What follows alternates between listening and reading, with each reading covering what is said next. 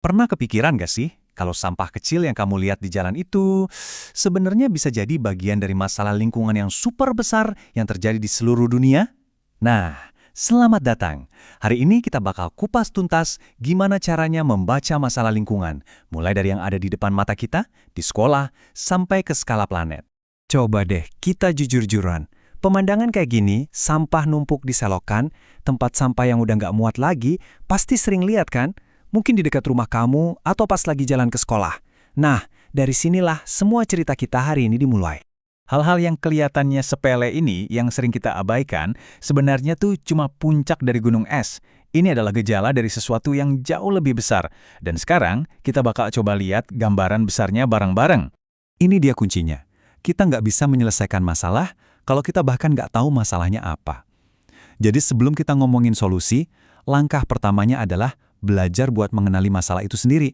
Entah itu cuma satu botol plastik di jalan, tumpukan sampah, atau bahkan asap pabrik yang ngebul. Oke, ini dia peta perjalanan kita. Kita bakal mulai dari lingkungan yang paling dekat sama kita, yaitu sekolah. Terus, kita perluas pandangan kita ke lingkungan sekitar, ke komunitas lokal. Dan terakhir, kita lihat gimana semua ini ternyata saling nyambung di panggung dunia.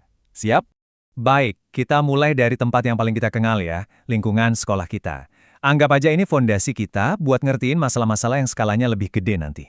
Coba perhatiin contoh-contoh ini.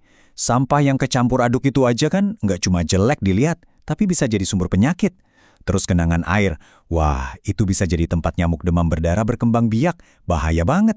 Dan kalau sekolah kita gersang, udaranya pasti jadi lebih panas. Ini semua adalah masalah nyata yang dampaknya kita rasain tiap hari. Sekarang yuk kita coba zoom out sedikit. Kita keluar dari gerbang sekolah dan kita lihat apa yang terjadi di lingkungan yang lebih luas, misalnya di kota atau kabupaten tempat kita tinggal. Nah, slide ini nunjukin hubungannya dengan jelas banget. Satu selokan mampet di sekolah mungkin dampaknya nggak seberapa. Tapi coba bayangin, kalau ada ribuan selokan yang mampet di seluruh kota, apa yang terjadi? Ya benar banget, banjir. Masalah-masalah kecil yang kita anggap remeh kalau numpuk bisa jadi bencana besar. Di level lokal, masalahnya jadi makin serius. Banjir yang sering kita lihat di berita itu ya seringnya karena saluran air yang tersumbat di mana-mana. Tanah longsor bisa kejadian karena pohon-pohon di perbukitan ditebangin, hutan diubah jadi perumahan, jadi nggak ada lagi daerah resapan air. Ini bukti nyata kalau tindakan kecil kita, kalau dilakuin rame-rame, bisa bikin masalah besar buat satu komunitas. Oke, saatnya buat zoom out yang terakhir, dan yang paling jauh, ke skala planet kita. Di sini, kita bakal sadar kalau masalah-masalah lokal yang kita hadapi itu sebenarnya cuma gejala dari sebuah tantangan global.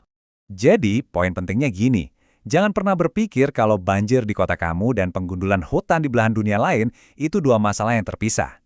Nggak sama sekali. Keduanya itu saling terkait, kayak potongan puzzle raksasa. Apa yang terjadi di satu tempat, bisa banget ngaruh ke tempat lain. Dan di panggung dunia, masalahnya bener-bener udah level krisis. Hutan yang jadi paru-paru dunia kita terus-terusan ditebangin. Banyak banget hewan dan tumbuhan yang punah selamanya dengan kecepatan yang jujur aja mengkhawatirkan. Sumber daya alam yang kita butuhkan buat hidup juga makin menipis. Ini bukan lagi cuma masalah satu kota. Ini krisis kita bersama. Oke, kita udah lihat masalahnya dari yang kecil sampai yang super besar. Pertanyaan berikutnya adalah, terus gimana? Nah, di bagian ini kita bakal coba ubah kesadaran kita jadi pemikiran tentang apa ya yang bisa kita lakukan? Kalimat ini benar-benar dalam maknanya. Kita kan nggak bisa benerin sesuatu kalau kita nggak tahu apa yang rusak. Jadi, dengan kita paham masalahnya apa secara jelas, sebenarnya kita tuh udah separuh jalan buat nemuin solusinya. Sekarang, saya mau kamu berhenti sejenak dan coba bayangin. Kalau selokan di sekolah kamu mampet parah kayak di gambar tadi, kira-kira apa aja yang bakal terjadi?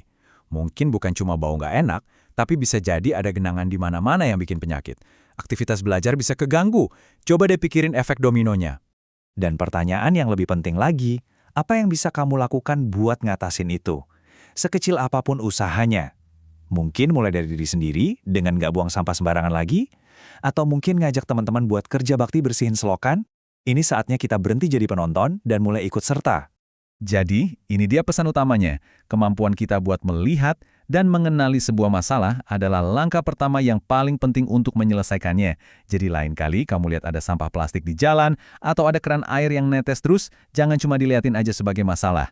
Lihat itu sebagai sebuah undangan, sebuah kesempatan buat kamu untuk bertindak dan jadi awal dari perubahan.